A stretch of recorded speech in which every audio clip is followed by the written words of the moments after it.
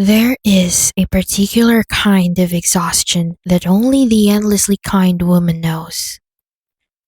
It is not the exhaustion of working too hard.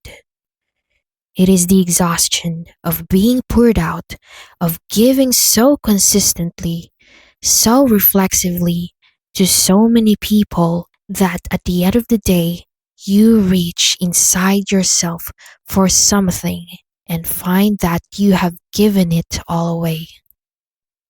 This woman is beloved. Everyone says so. She is the one people call when they need to be heard, when they need help, when they need someone who will show up without conditions. And she shows up every time without conditions. What no one around her seems to notice, and what she herself has stopped noticing, is that without conditions has quietly become without self.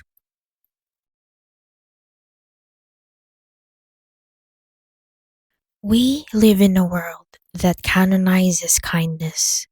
It is presented as an ambiguous virtue, something to be offered freely, without calculation, without limit. But there is a distinction that most people never make. There is kindness from abundance, and there is kindness from fear. Kindness from abundance says, I have enough in myself. I give because it genuinely brings me joy. And when giving costs more than I have, I stop. Not because I don't care, but because I do, including about myself. Kindness from fear says something different. If I am not generous enough, not available enough, not easy enough to be around, something important will break. Someone will leave. So I give past the point of fullness, past the point where it feels like a choice. And I call it virtue because I am afraid of what happens if I stop is too honest to say out loud. They look identical from the outside. From the inside, one feels like a choice, and the other feels like survival. Unconditional kindness. Kindness with no internal standard for what is sustainable is often not a virtue at all. It is a fear response wearing virtue's clothes, and the woman living inside it rarely knows the difference. She has been wearing it so long it has started to feel like her own skin. Eleanor of Aquitaine was one of the most powerful women in 12th century Europe. She was also one of the most generous. She poured resources into poets, musicians, and scholars. The cultural life of two kingdoms, first France, then England, was shaped in large part by her investment in the people she believed in. She also supported her own son's rebellion against her husband, King Henry II, when she decided he had gone too far. Henry imprisoned her for it. 15 years in various English castles. She did not concede in exchange for comfort. She did not soften herself to negotiate an earlier release. When Henry died in 1189, Her son Richard freed her immediately. She was 67 years old and she spent the next 15 years still governing, still negotiating, still directing the dynasty with full authority. What her life makes clear is that her generosity was never unconditional. She gave to those who had earned it. She held back from those who would simply take. And that discernment, not the warmth, but the discernment underneath the warmth, was what made her generosity mean something.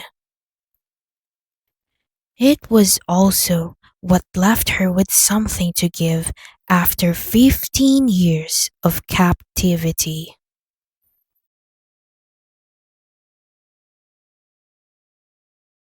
Psychology has a name for what compulsive overgiving often is at its root.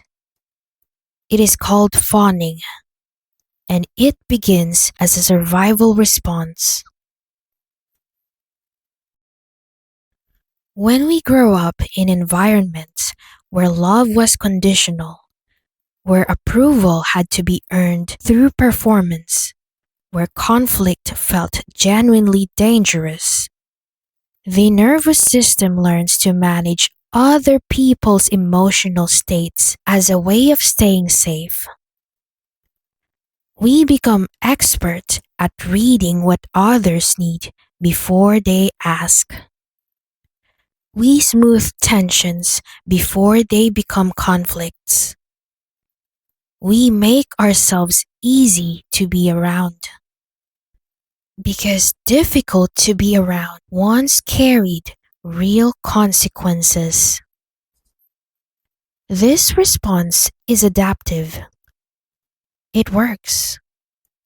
And it doesn't stop working simply because the original environment is gone. We carry it into relationships where it is no longer necessary, into friendships, partnerships, family dynamics, and we offer it as kindness. It looks like kindness.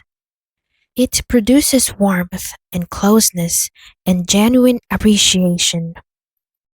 What it also produces over time is a training dynamic.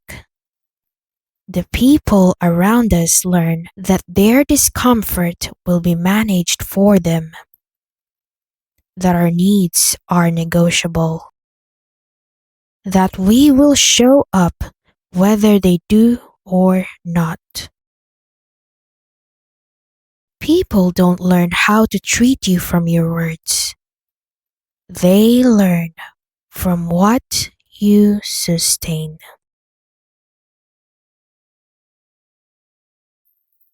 Think of the relationship where you gave most generously and felt most invisible doing it. Where your showing up was not celebrated but expected.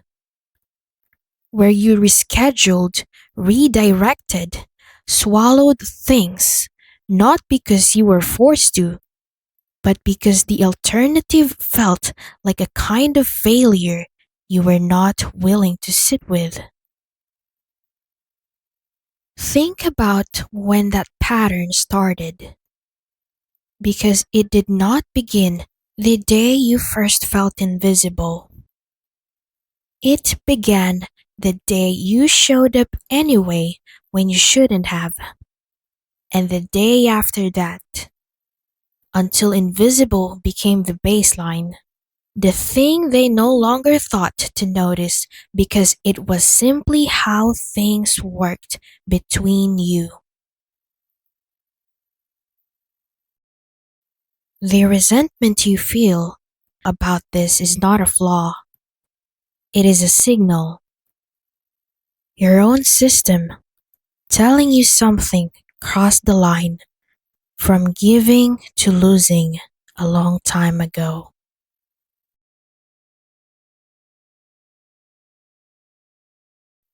You can be warm, genuinely, deeply warm. You can be the person people call. You can show up for the ones who matter.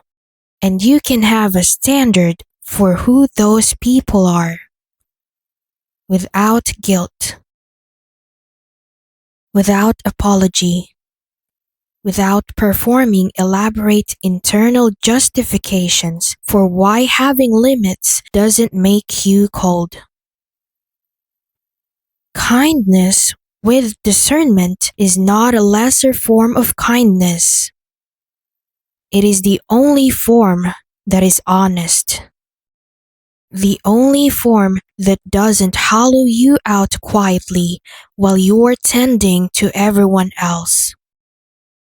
The only form where what you give actually carries weight because the person receiving it knows it was a choice.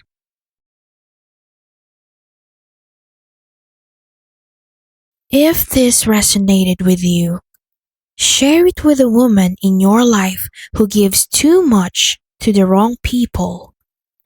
Those shares are how this message reaches the women it's meant for.